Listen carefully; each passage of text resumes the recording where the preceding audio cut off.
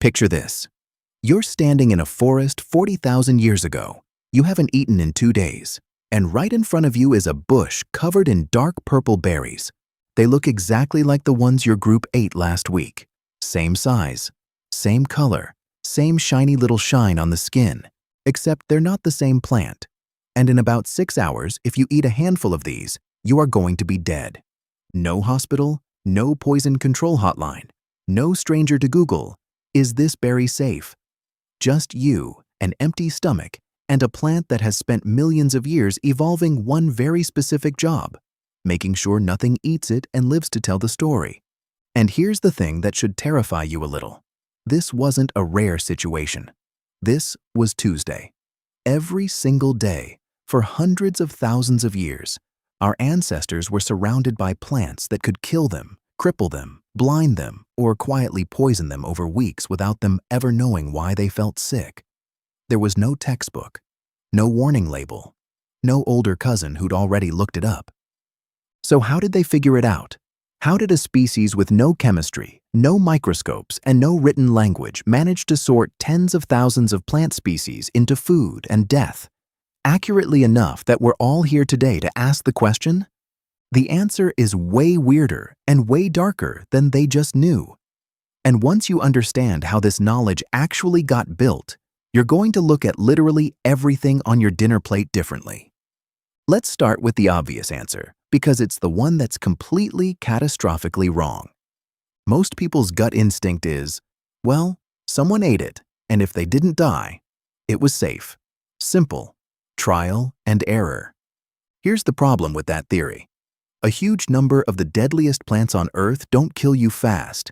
They kill you slow, or they kill you in a way that doesn't look like poisoning at all. Take hemlock. Poison hemlock looks almost identical to wild carrot and wild parsley. Same feathery leaves, same little white flower clusters, same height, same family actually. If you're foraging and you're not paying extremely close attention, you cannot tell them apart by casual glance.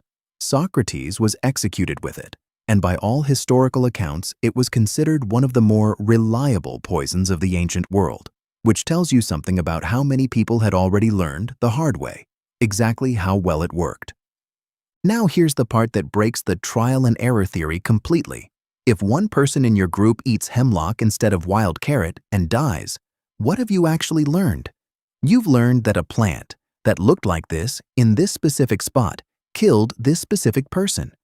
You have not learned which visual feature was the one that mattered. Was it the smell? The color of the stem? The shape of a leaf you weren't even looking at? One dead forager doesn't hand you a chemistry lesson, it hands you a corpse and a mystery. And some plants don't even give you the mercy of a mystery to solve because touching them is enough. The manchineel tree, found across parts of the Caribbean and Central America, is sometimes called the little apple of death, and for good reason. Its fruit looks like a small, sweet, green apple. Its sap is so caustic that standing under the tree in the rain with sap-tainted water dripping onto your skin can cause painful blistering. Burning the wood can damage your eyes just from the smoke.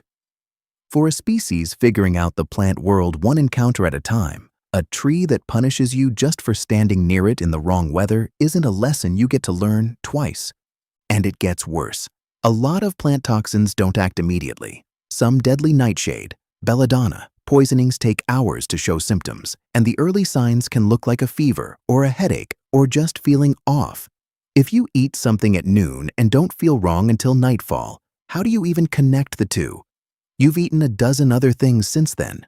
The plant that actually poisoned you gets away with it completely because your brain is looking for the most recent suspect, not the correct one. So if it wasn't pure trial and error, what was it? Turns out, humans had a whole stack of overlapping systems working at once, some built into our bodies before we were even human, and some that took thousands of years of culture to build. Let's start with the one you were born with.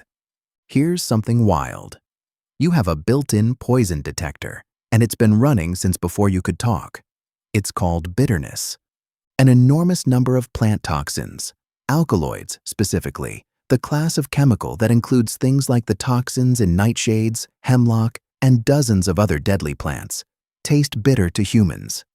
And that's not a coincidence. Bitterness receptors on your tongue are, evolutionarily speaking, an early warning alarm. Plants evolved to be poisonous specifically to stop animals from eating them. Animals, including us, evolved taste receptors specifically to detect those poisons before we swallowed them. It's an arms race that's been running for tens of millions of years, and you are walking around today with the current, updated version of the detector. Ever notice how small children instinctively spit out anything intensely bitter before anyone teaches them to? That's not pickiness. That's a genuinely ancient survival reflex, doing exactly what it evolved to do. And it's not just taste.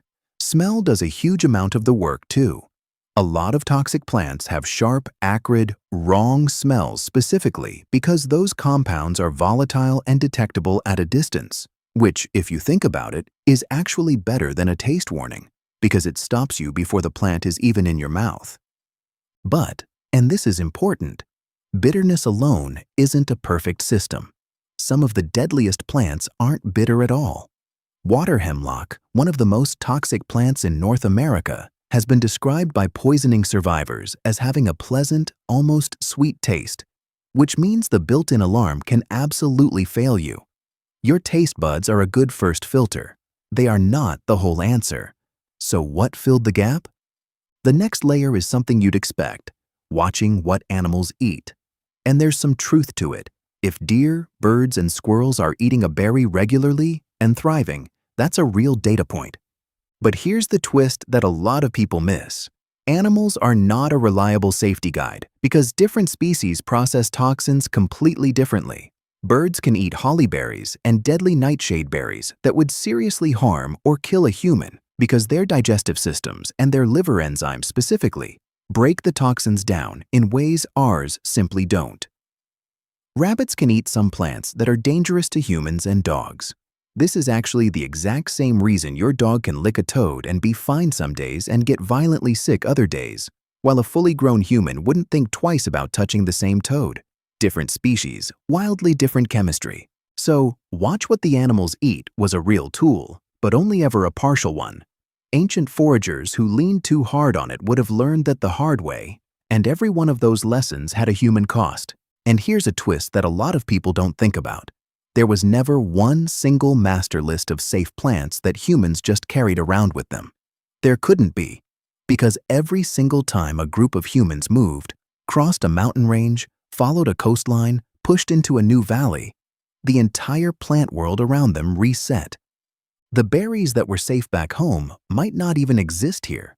The plant that looks almost exactly like an old, trusted food might be a completely different, unrelated species that just evolved to look similar. What scientists studying this today call mimicry.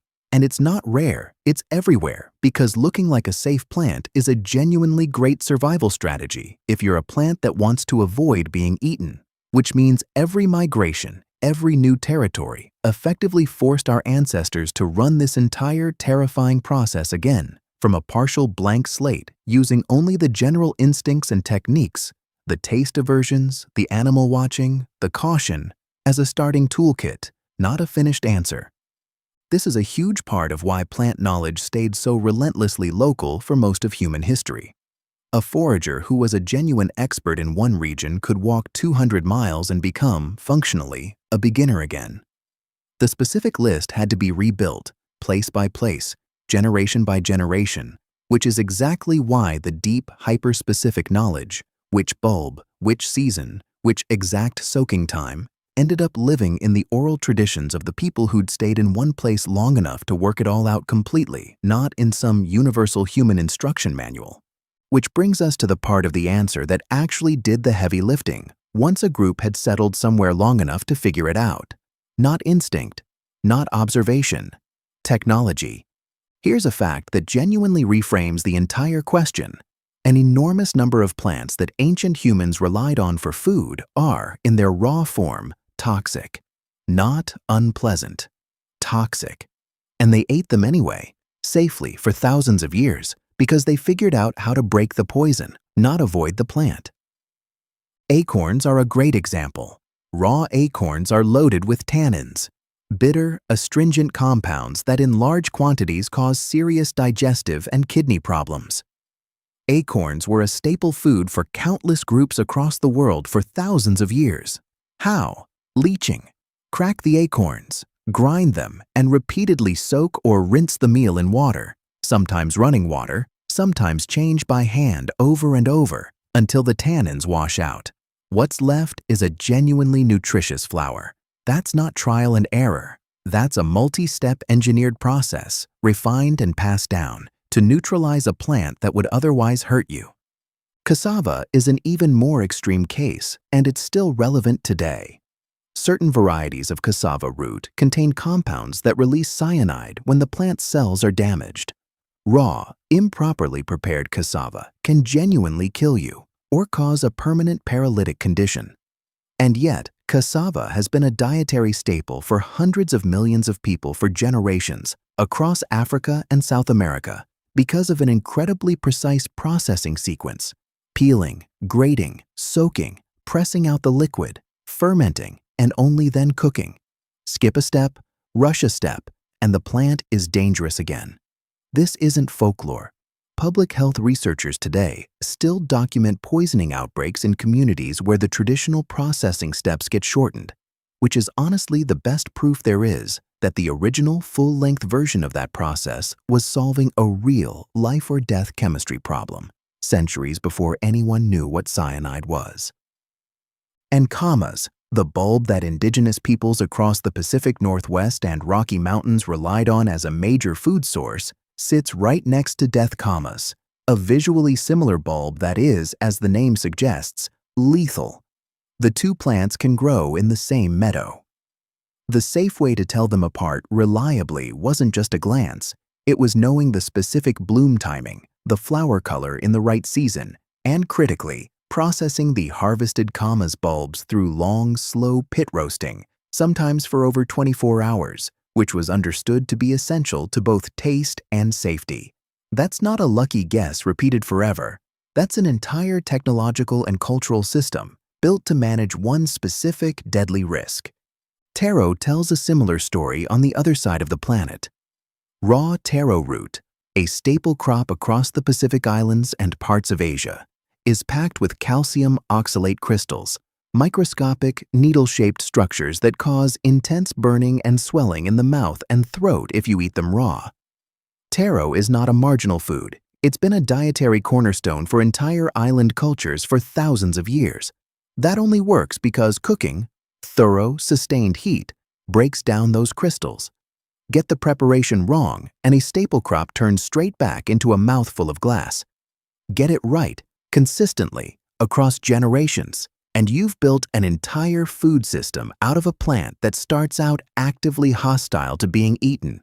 None of this, leaching, fermenting, slow roasting, precise cooking times, is obvious. Nobody stumbles onto a multi-day fermentation process by accident and gets it right the first time. Which raises the real question underneath all of this. How does knowledge that specific and that unforgiving survive long enough to become tradition? Here's the part that I think is genuinely the most important and the most overlooked. All of this, the taste instincts, the animal watching, the processing techniques, none of it would matter if the knowledge died with the person who learned it. A single forager figuring out, through some combination of luck and observation, that death camas has to be avoided and camas has to be slow roasted for a full day. That knowledge is worthless to the species unless it gets out of that one person's head. Which means the real technology, the thing that actually let humans survive an environment full of things trying to kill them, was culture itself. Oral tradition, ritual, taboo. Anthropologists studying foraging societies have documented this pattern again and again. Dangerous or uncertain plants get wrapped in story, ritual, and rule, not just casual advice. A plant might be labeled food for spirits, not for people. A specific preparation step might be tied to a ceremony, so skipping it feels not just risky, but wrong, taboo, unthinkable, which is a far more effective way to guarantee an unbroken chain of correct behavior across generations than just saying, "Hey, don't forget to soak this for 2 days." fear of consequence works. Fear of the sacred works even harder, and it doesn't rely on everyone remembering the original reason. There's also a documented pattern of elders or specific trusted individuals testing new or uncertain foods before children or the wider group. A small, controlled, terrible kind of insurance policy where the cost of being wrong falls on the person with the most experience to recognize early symptoms and the most authority to warn everyone else in time. It's not a pleasant thing to think about, but it's a real, repeatedly observed strategy, and it says everything about how seriously ancient societies treated the plant world, not as a simple pantry, but as a genuine minefield that required real institutions, rules, roles, rituals to navigate safely, generation after generation. Think about how much authority that actually hands someone.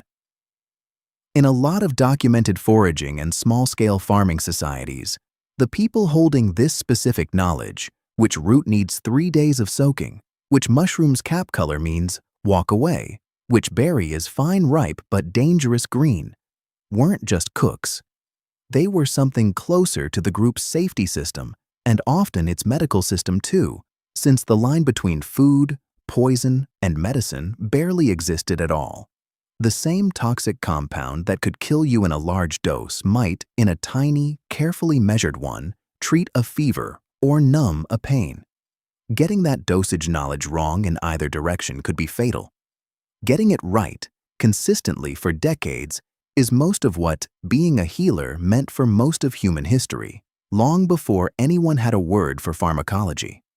Every plant you eat safely today is downstream of thousands of years of that exact system running continuously, correcting itself, and rarely, tragically, failing. Here's a genuinely strange twist to end on. Modern ethnobotanists, scientists who study the relationship between people and plants, have spent the last several decades doing something that sounds almost backwards. Going out and testing with real lab chemistry, whether traditional plant knowledge from indigenous and foraging communities holds up. And overwhelmingly, it does. Time and again, researchers find that a plant traditionally labeled dangerous does in fact contain a dangerous compound. A processing method assumed to be just tradition turns out to precisely target the specific toxin involved, sometimes with a level of chemical effectiveness that took modern labs real effort to explain. In case after case, science isn't correcting ancient plant knowledge, it's confirming it and occasionally still trying to catch up to it, which makes the current moment a little bittersweet. As fewer and fewer people live directly off foraged and processed wild plants, some of that knowledge, accumulated over literally thousands of years, encoded in stories, rituals, and elders' memories rather than textbooks, is at real risk of disappearing within a generation or two. It's one of the only technologies in human history that was never written down anywhere and never needed to be because it was passed mouth to mouth, hand to hand for as long as anyone could remember. And once that chain breaks, it doesn't come back. So next time you're at the grocery store or eating a piece of bread or biting into an almond, yes, wild almonds, by the way, contain the same cyanide-related compound as raw cassava, and the sweet almonds we eat today are the result of humans selecting for a rare, safe mutation over thousands of years of careful, patient trial. Just remember, none of that is an accident. Every single plant on your plate passed through a filter built by instinct, observation, brutal trial and error, and thousands of years of culture, refined by people who never got to see the final result, but made sure you'd be safe anyway. If you want more of these, the hidden systems our ancestors built just to survive an ordinary day, make sure you're subscribed because there are a lot more of these questions where this one came from.